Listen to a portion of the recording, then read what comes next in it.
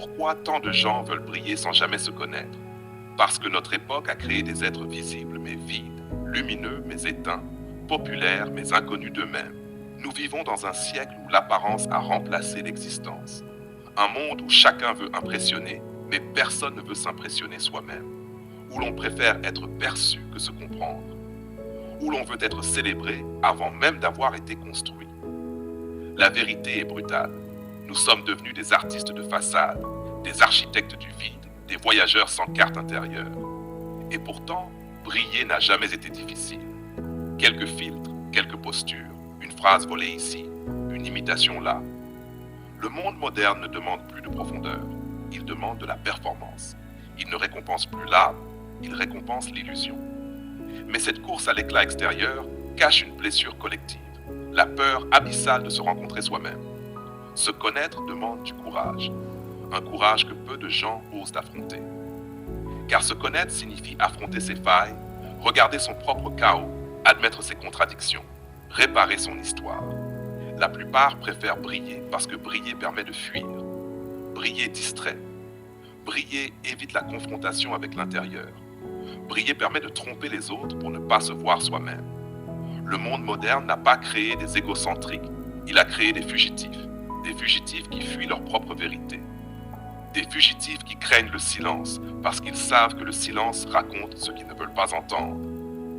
Des fugitifs qui s'accrochent à l'image parce que l'image leur offre la seule identité qu'ils supportent encore, celle qu'ils ont fabriquée, pas celle qu'ils portent réellement. Et cette fuite a un prix politique, un prix social, un prix spirituel.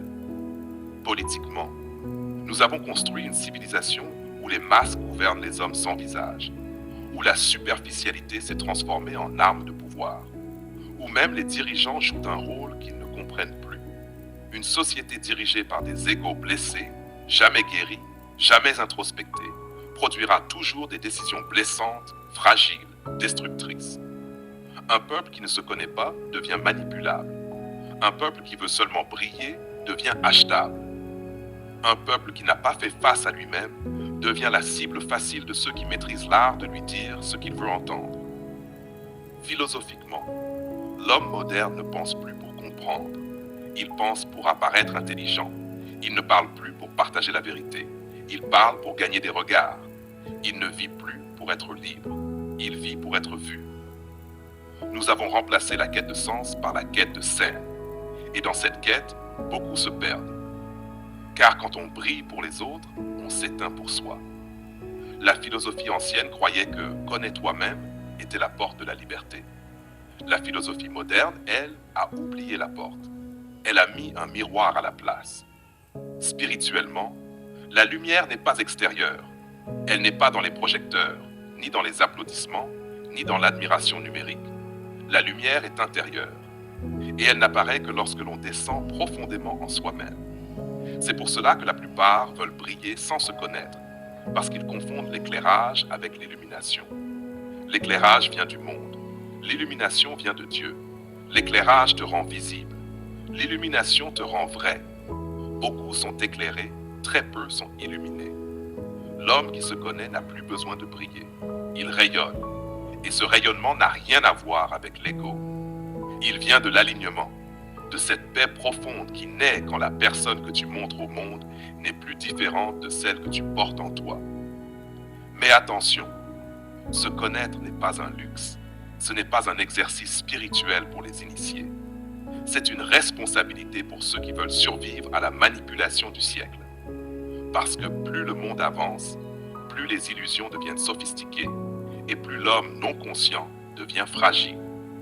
La prochaine génération ne sera pas détruite par la guerre des armes, mais par la guerre des identités. Par un monde où chacun voudra prouver qu'il existe sans savoir qui il est. Un monde où la visibilité sera la nouvelle forme d'esclavage, où l'attention sera la nouvelle monnaie, où l'ego sera la nouvelle religion. Et dans cette tempête, ceux qui ne se connaissent pas seront emportés.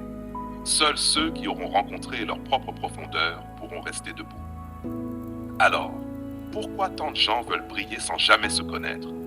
Parce qu'ils ont peur, parce qu'ils sont fatigués, parce qu'ils vivent dans une époque qui récompense le mensonge et punit la vérité intérieure. parce qu'on leur a appris que leur valeur dépend du regard extérieur, parce qu'ils pensent que la beauté est une performance, alors qu'elle est une conséquence. Mais toi qui écoutes ceci, tu n'es pas n'importe qui, tu n'es plus ignorant, tu n'es plus dans la masse. Si cette question résonne en toi, c'est que tu es déjà en avance sur ton temps. C'est que tu as compris que la vraie révolution n'est pas extérieure, elle est intérieure. Briller ne sert à rien si tu ne sais pas d'où vient ta lumière. Et te connaître, c'est devenir inébranlable dans un monde qui tremble. La véritable grandeur commence lorsque tu cesses de te montrer et que tu commences à te rencontrer. Parce qu'un homme qui se connaît n'a plus besoin d'être vu pour exister. Il existe et c'est suffisant.